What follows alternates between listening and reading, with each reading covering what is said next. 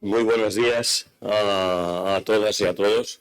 Soy Carlos Andradas, el rector de la Universidad Internacional Menéndez Pelayo, y perdonad esta presentación tan informal, ¿no? Pero quería, por una parte, saludaros y deciros que, como casi todos los cursos empiezan el lunes a las 10 de la mañana, pues tengo un compromiso también ahora en otro aula y les he dicho que retrasen 5 minutos allí precisamente para poder saludaros. Y lo único que quiero es daros la bienvenida, dar la bienvenida, por supuesto, al vicepresidente del Gobierno de Cantabria, querido Pablo, que sabes que te acogemos encantado aquí siempre. Por supuesto, a José Antonio Sanauja, daros las gracias por la organización del curso, daros a todos la bienvenida. Veo caras conocidas, estoy encantado realmente de que este curso esté aquí y simplemente ya tendré ocasión de venir más adelante a escucharos, a aprender, a participar, pero ahora lo dejo aquí. Muchísimas gracias y bienvenidos.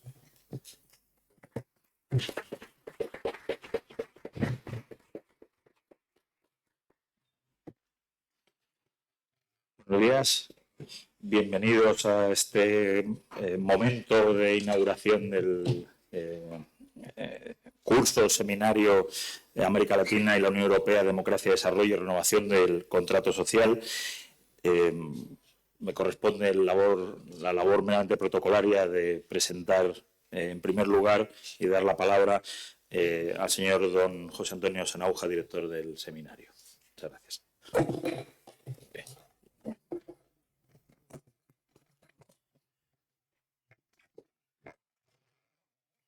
Bien, pues muy buenos días a todas y todas, y particularmente al vicepresidente del Gobierno de Cantabria, Pablo Zuloaga, ¿no? Al representante de la Universidad Internacional Menéndez Pelayo, Pablo González Saquero, ¿no? A la secretaria de Estado de Cooperación Internacional, doña Pilar Cancela, que ya está aquí con nosotros, a quien damos también la bienvenida y que ahora nos dirigirá la palabra, a Paz Díaz Nieto, directora de Fondos Europeos del Gobierno de Cantabria y codirectora del curso, que también está con nosotros, profesores, profesoras, estudiantes, amigas y amigos, ¿no? Equipos también de la Universidad Internacional, equipos técnicos de la Universidad Internacional Menéndez Pelayo, del Gobierno de Cantabria y de la Fundación Carolina, que han contribuido a hacer posible este curso. En nombre propio de la Fundación Carolina y de la codirectora del curso, Paz Díaz Nieto, y quería expresar mi alegría y agradecimiento por dar inicio a este curso. América Latina, la Unión Europea, Democracia, Desarrollo y Renovación del Contrato Social, retos para la presidencia española 2023. Reconozco que nos ha quedado un título un poco largo, ¿no? Pero queríamos que el título diera una idea lo más clara, precisa del cóctel, de la combinación de elementos sobre los que queremos estar debatiendo, deliberando, también conociendo durante estos días, ¿no? Para la Fundación Carolina es una oportunidad de materializar el mandato que tenemos para este año y también nuestro mandato estatutario como parte que somos del sistema de la cooperación española y también de una manera más amplia de la acción exterior de España, ¿no?, hacia América Latina. Permítanme unas palabras muy breves de presentación, ¿no?, de lo que es la Fundación y lo que hacemos por la singularidad que tiene la Fundación como institución dentro de ese sistema de la cooperación española. Y esa presentación la voy a centrar en 4 elementos que nos caracterizan. Somos, en primer lugar, la entidad especializada en cooperación en educación superior en el ámbito iberoamericano de la cooperación española. Y esto lo hacemos con un programa de becas de posgrado, doctorado, estancias de investigación, ¿no?, que está muy orientado a los retos societales, a dar respuestas desde la educación superior a los retos societales que hemos recogido en la Agenda 2030 y los Objetivos de Desarrollo Sostenible. En los ya más de 20 años de funcionamiento de la Fundación, pues hay un acervo ya de 18.000 personas que han recibido esas becas de posgrado y cerca de 3.000 que han participado en los programas de liderazgo. Somos, en segundo lugar, un instrumento de diplomacia pública. orientado sobre todo al mejor conocimiento mutuo dentro del ámbito iberoamericano y en particular a contribuir a la internacionalización de nuestras universidades hacia la región de América Latina. Aún estamos lejos, ¿no?, de esa aspiración de que algún día tengamos una suerte de Erasmus iberoamericano, pero bueno, pasito a pasito, pues ahí estamos contribuyendo modestamente desde la cooperación española a ese objetivo. En tercer lugar, somos una alianza público-privada. Y eso también es uno de los rasgos de la singularidad de la Fundación, porque la Fundación tiene estatuto privado, aunque forma parte de la acción del exterior, de la acción del Gobierno, ¿no? Y tiene su patronato pues tanto a diversos ministerios, a la Agencia Española de Cooperación Internacional, como a una veintena aproximadamente de empresas españolas que están activas en América Latina y que contribuyen a su presupuesto. Nos gusta decir que el valor añadido que aporta la Fundación es una estrategia que pone en común, una estrategia común del Gobierno español, de esas empresas en materia de su responsabilidad social, de su compromiso con la sostenibilidad y, en tercer lugar, de las universidades con las que tenemos convenio. Y finalmente tenemos una pequeña unidad de estudios y análisis, ¿no?, que trata de reflexionar sobre las prioridades de la cooperación al desarrollo, en particular con América Latina, de España, de la Unión Europea, y que se concreta pues, en un programa de seminarios y de publicaciones que les invito a conocer, que están en nuestra web. Aprovecho para mencionar otro dato también importante, y es que estamos comprometidos con la política de acceso abierto, de ciencia abierta, y por lo tanto todas nuestras publicaciones pues, son de libre disposición. No se van a encontrar un muro de pago, como ocurre a veces con las publicaciones académicas. Y en ese contexto, en esa, digamos, cuarta dimensión de nuestra actividad, se inserta este curso de verano. Desde ya tiene más un precedente, y es que en esta misma sede de Santander de la Menéndez Pelayo, ya el año anterior hicimos un curso sobre la triple transición socioeconómica, digital y ecológica que tanto América Latina como la Unión Europea tenemos que abordar. Y en cierta manera lo que queremos con este curso, no se le escapará, pues es continuar con esa reflexión. Ahora, este curso lo hacemos en un contexto muy diferente, ¿no? Porque si ya el año anterior hablábamos de una crisis inducida por la COVID, ahora a esa crisis, que era socioeconómica, que era sanitaria, que era una crisis de desarrollo, se le añade una crisis geopolítica, la que desde el 24 de febrero pues, ha inducido la invasión rusa de Ucrania, ¿no? Por lo tanto, esta reflexión entendemos que es aún más perentoria en este momento. Tenemos un legado de desigualdades, en particular en América Latina, agravadas por la pandemia, desigualdades de renta, desigualdades de género, desigualdades multidimensionales, que se suma también, que supone una crisis de desarrollo, se suma también a una crisis de la democracia, que se manifiesta en una menor confianza en las instituciones, una crisis de representación de los sistemas de partidos muy fragmentados, muy cuestionados, y también un cuestionamiento muy amplio de las élites políticas. Y a esa crisis política, de democracia, a esa crisis socioeconómica, se le suma ahora, como decía, la crisis geopolítica que supone la guerra de Ucrania. Una guerra en Europa, pero con efectos globales. Comentaba en estos días que en estos últimos años hemos tenido 3 shocks asimétricos, 2 de ellos, ¿no?, que son además shocks exógenos, ¿no? Tuvimos la crisis del euro, para los latinoamericanos la crisis de las commodities, del ciclo de las materias primas, hemos tenido la crisis de la COVID y ahora podemos tener en ciernes una crisis económica, unas dinámicas de inflación, con efectos sociales y políticos muy nocivos, inducida por esta guerra. Bueno, pues este escenario de policrisis, de crisis múltiples, al mismo tiempo, ¿no?, no nos debe llevar a dejarnos invadir por el pesimismo o la desesperanza, porque abre también opciones. Un concepto que me habrán escuchado en alguna ocasión mencionar en estos tiempos de tribulación es el concepto de coyuntura crítica, que es el que se utiliza en la sociología histórica. Y las coyunturas críticas son esos momentos en la historia que son verdaderos puntos de inflexión, en los que muchas de las estructuras políticas, sociales y económicas existentes, establecidas, se erosionan, se resquebrajan, entran en crisis. Y esto abre muchas oportunidades para la acción colectiva. Claro, esas oportunidades pueden ser aprovechadas por actores reaccionarios, pero al mismo tiempo también pueden ser, digamos, avenidas para el cambio de políticas económicas, sociales, para los actores de progreso. Y estamos en una de esas coyunturas críticas, creo que es relativamente fácil reconocerla, ¿no? Justamente uno de esos momentos donde cosas que parecían que no eran posibles, empiezan a ser posibles. Por ejemplo, en materia de políticas sociales o en materia, por ejemplo, de mutualización de deuda. En el caso de la Unión Europea, ahora estamos haciendo juntos cosas que hace solamente 2 o 3 años hubieran sido difíciles de imaginar. Por tanto, crisis, pero también un momento para la esperanza. Coyuntura crítica que abre opciones y que abre oportunidades. La Unión Europea y América Latina son 2 regiones que necesitan, en ese contexto de coyuntura crítica, reactivar su relación. La relación entre ambas regiones es una relación necesaria en este momento, porque ambas regiones no solamente comparten intereses, sino que además comparten valores, comparten una manera de entender la gobernanza del sistema internacional, de entender la cohesión social, de entender, en definitiva, el desarrollo, de entender la igualdad de renta, la igualdad de género. Estas son agendas que compartimos entre ambas regiones.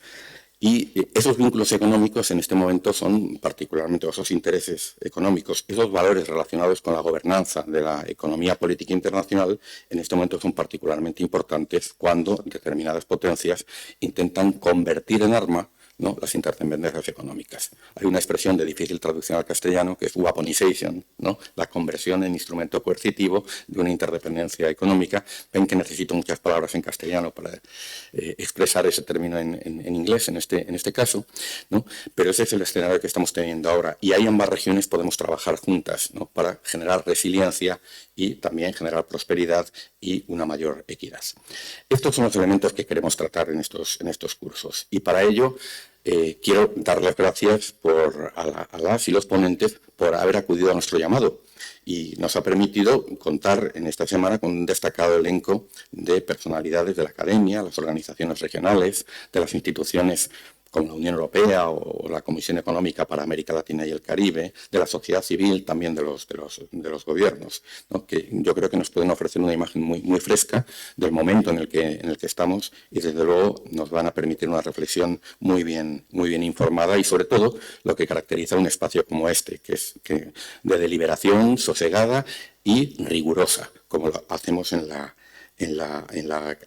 academia, ¿no? Termino esta breve presentación del curso reiterando nuestro agradecimiento a la Universidad Internacional Menéndez y Pelayo por acogernos en la programación de este año, al Gobierno de Cantabria, ¿no?, a través de su Dirección General de Fondos Europeos, de su Dirección General de Universidades, por el respaldo económico a esta actividad, sin la cual no se podría hacer, por su confianza y su apoyo, al profesorado y que va a participar, y desde luego a todas y todos ustedes, ¿no?, participantes, por haber acudido también a nuestra convocatoria, ¿no?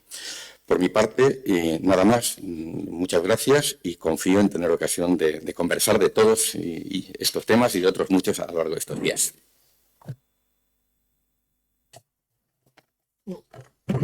Muchas gracias. Precisamente al representante del Gobierno de Cantabria en este acto, a don Pablo Zuloaga, vicepresidente y consejero de Universidades, Igualdad, Cultura y Deporte, muchas áreas cubre con su consejería. Le doy la palabra ahora. Gracias.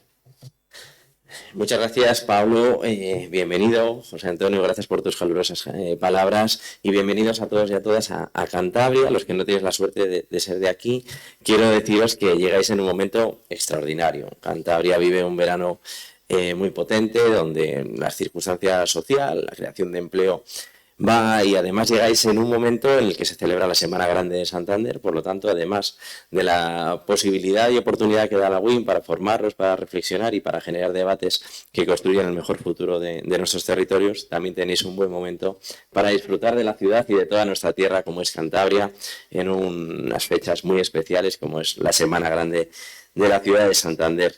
Dicho esto, por parte del Gobierno de Cantabria, trabajamos con ilusión en un proyecto como este curso, que contempla la necesidad de vínculo, de desarrollo entre América Latina, la Unión Europea, el reto de la presidencia española de la Unión Europea, y cómo desde el Ministerio de Exteriores, y tenemos aquí a la Secretaria de Estado, querida Pilar, gracias y bienvenida, vienen trabajando para ordenar esa agenda social que dará forma a la presidencia española de la Unión Europea. En un contexto, lo explicaba José Antonio, complejo, ¿no? Porque es verdad que hace un año hablábamos aquí sobre cómo afrontar la recuperación después de la crisis sanitaria que desembocó en un confinamiento, que generó una crisis económica y que esas consecuencias económicas y sanitarias se afrontaron a través de unos fondos de recuperación de la Unión Europea, promovidos en buena parte por el Gobierno de España, en una labor institucional increíble, con todos los elementos en contra, dentro y fuera de España, porque hay que recordar que en aquel momento, cuando Pedro Sánchez alzaba la voz pidiendo una salida socialdemócrata a una crisis que nadie esperaba, como fue la crisis sanitaria, hubo gobiernos en Europa que pretendían aplicar las recetas de siempre, es decir, la contención del gasto como respuesta a una situación compleja, pero es verdad que aquella salida de la crisis del año 2008 supimos las consecuencias que tuvo sobre las familias trabajadoras no de España, sino de toda Europa. Las consecuencias de la crisis del 8 tardaron en resolverse en torno a 11 años, según dicen los estudios de los expertos. Podemos explicar que 2 años y medio después de que empezara la crisis sanitaria, las consecuencias económicas generadas por esta crisis se han superado ya y que el crecimiento del PIB vuelve a recuperar los datos que teníamos antes de la llegada de la crisis gracias a inyecciones económicas por parte de las instituciones. Pero la verdad es que si hace un año veíamos el escenario como era entonces, afrontando una crisis sanitaria y afrontando la recuperación, pues un año después de haber superado esto, tenemos que hacer frente a una crisis militar que sigue activa en las puertas de Europa, a una crisis humanitaria que se ha derivado de esta crisis militar, más de 1.200 personas acogidas solo en Cantabria, desplazadas desde Ucrania, y, por supuesto, a la incertidumbre económica que ha generado esta guerra, al gasto que está suponiendo para los Estados miembros y, por supuesto, las consecuencias que está teniendo sobre la economía de las familias y de las empresas a través de esa inflación, este término que ha entrado de lleno en la agenda social y de cada uno de nosotros y de nosotras, que sabemos que cada día cuesta más todo. Creo que es fundamental poner en valor en un escenario de crisis como este que hemos vivido o como este que estamos viviendo, la fortaleza de unas instituciones fuertes que den respuesta y posibilidades a todas las personas. Y en esto abro un paréntesis importante. Cuando hablamos de instituciones fuertes que den respuesta a los problemas de todas las personas, hay que pensar en aquellas que tienen menos recursos y que gracias a una sanidad pública bien financiada tienen capacidad y acceso a los mejores servicios de salud sin que ningún sanitario o ningún administrativo le pregunte al entrar al hospital o al centro de salud cuál es su seguro, cuál es su nivel de renta o cuál es su apellido. Esto es algo que debemos de cuidar fundamentalmente, porque ante las crisis que hemos vivido y las que estamos viendo que vienen, la circunstancia de un Estado o de unas instituciones fuertes que garanticen la salud, que garanticen la educación a nuestros hijos e hijas y que, por supuesto, garanticen dar respuesta a las pensiones de nuestros mayores, generan un equilibrio social fundamental para seguir avanzando, sea cual sea el contexto de crisis que hay que afrontarle en cualquier caso, porque ninguna de las crisis que hemos relatado ha tenido ningún elemento de voluntariedad, es decir, las estamos padeciendo todos y todas sin que nadie hayamos decidido entrar en ellas. La crisis sanitaria, por descontado, la crisis militar, podemos encontrar a una persona en referente mundial como culpable, que es el presidente de la Federación Rusa, que decidió que un ejército entrara sobre una democracia y desordenara todo el orden mundial. Pero a partir de ahí, cuando hablamos de cuidar las instituciones, ahí sí que somos responsables todos y todas. Fijaros un dato, estamos en el año 2022 después de todo lo que ha pasado, pero es que hace solo muy poco tiempo, en el año 2018, la primera preocupación de los españoles, cuando se les preguntaba en verano de 2018 cuál era su principal preocupación, era la corrupción a nivel político. Y estamos hablando del año 2018 y estamos hablando de España, uno de los países tractores de la Unión Europea. Después de todo lo que ha pasado, la responsabilidad de los gobiernos está en aislar la corrupción para que las instituciones funcionen como tienen que funcionar y que los problemas de los ciudadanos y de las ciudadanas sean los que tienen que ser. Es decir, el futuro de sus hijos e hijas, el futuro de sus nietos y nietas y cómo afrontar el desarrollo de nuestro país. En este caso, como Gobierno de Cantabria, vicepresidente que soy, pues la verdad es que estoy encantado de participar en la UIN junto al Ministerio de Exteriores de un gobierno, el Gobierno de España, que gobierna bajo la batuta de Pedro Sánchez como presidente del gobierno, sabiendo la importancia de tomar decisiones. Es decir, el paso del tiempo no garantiza el progreso. Lo único que garantiza el progreso es tomar decisiones que garanticen que podemos seguir adelante. Y ahí el trabajo del Gobierno de España con las comunidades autónomas se está viendo de forma muy ágil. Y lo estamos viendo en algo que os pongo como reflexión ya para acabar. Cuando nos metíamos todos en casa para salvar muchas vidas, miles de vidas, y teníamos que asumir la idea de que sin salud no había economía y que en aquel momento lo fundamental era cuidarnos para salir adelante, no parábamos de explicar esa frase que era que sin salud no había economía, sin ser capaces de medirlo, sin ser capaces de verlo. Y es que tan solo 2 años después de aquello, bueno, pues la economía vuelve a activarse, más allá de la inflación, el nivel de creación de puestos de trabajo en nuestro país y por supuesto en Cantabria, que crece por encima de la media, está mejor que estuvo en la entrada de la crisis sanitaria. Por lo tanto, es cierto que cuando hay instituciones fuertes, que cuando hay estados fuertes, se cuida la salud, se atienden las necesidades y la economía se relanza con proyectos de estímulo, como explicaba José Antonio, con esa propuesta de financiación a través de la deuda de la Unión Europea que nos permite ahora lanzar proyectos en los territorios para que nadie se quede atrás, ¿no? Por lo tanto, y una última palabra de apoyo a esa ley que impulsáis desde la Secretaría de Estado, desde la Fundación Carolina, esa ley de cooperación que con tanta ilusión trabajamos, Silvia Abascal, la directora general de Cooperación al Desarrollo del Gobierno de Cantabria, también aquí presente, y yo, dentro de esas responsabilidades, que también está cooperación, porque sin duda, y eso lo decíamos mucho el verano pasado, cuando hablábamos de la política de vacunación, que entendíamos que hasta que no estuviera todo el mundo vacunado aquí no iba a haber nadie que estuviera seguro, ¿no? Y eso es algo que todavía tenemos pendiente, en lo cual todavía estamos avanzando ya a buen ritmo. Pero es verdad que las políticas de cooperación tienen que dejar de percibirse primero a nivel social y evidentemente a nivel institucional como políticas de gasto, porque son políticas de inversión, porque ningún territorio va a salir adelante y lo vemos, ¿no?, con esta inestabilidad política constante si no somos capaces de entre todos hacer que todos los gobiernos avancen, que las democracias mejoren, que los corruptos salgan de los gobiernos y que por lo tanto ese escudo social que garantizan los estados sea cada vez mejor en cada uno de los territorios del mundo, sin dejar de lado evidentemente ninguna de las brechas que vais a hacer frente en este curso, como son las brechas de igualdad, que al final son las que más desigualdad generan. Así que enhorabuena y gracias por estar a todos aquí y aprovechad este curso para no pensar solos, que siempre es pensar a medias. Aprovechad este curso para debatir, para pensar en alto, que eso significa que obtendremos grandes reflexiones y además componentes excepcionales como Pilar o Josep Borrell, que nos acompañará esta tarde. Así que enhorabuena y bienvenidos.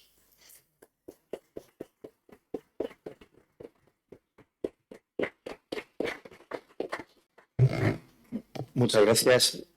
Yo unas breves palabras para cumplir con este ritual que son las inauguraciones, pero que no dejan de ser sentidas. Devolver el agradecimiento al señor Pablo Zuloaga, a José Antonio, porque la UIM no sería lo que es sin sus cursos, no existiría. Entonces, la UIM es una universidad sin profesores, sin alumnos y con escaso personal, cada vez menos, por desgracia, y cada vez más sacrificado en su trabajo, y por tanto sin esos cursos que traen alumnos y profesores, la UIM no existiría. En segundo lugar, el agradecimiento al apoyo institucional tan necesario, tanto a nivel estatal como a nivel autonómico. Y en tercer lugar, pues cumplir con el obligado lugar común al que hay que recurrir siempre en las inauguraciones, que es decir una obviedad, ¿no? Hubiera bastado simplemente con explicitar en el título América Latina y la Unión Europea, prescindiendo del resto de elementos, porque es evidente que a cualquiera que se le pregunte definirá que el pasado y el futuro de España están identificados en América Latina y en la Unión Europea. Yo creo que eso es algo que a nadie le puede sorprender. Nada más, espero que igualmente deseo que el curso sea fructífero y que, no me cabe ninguna duda, y que sean unos días inolvidables para todos. Muchas gracias.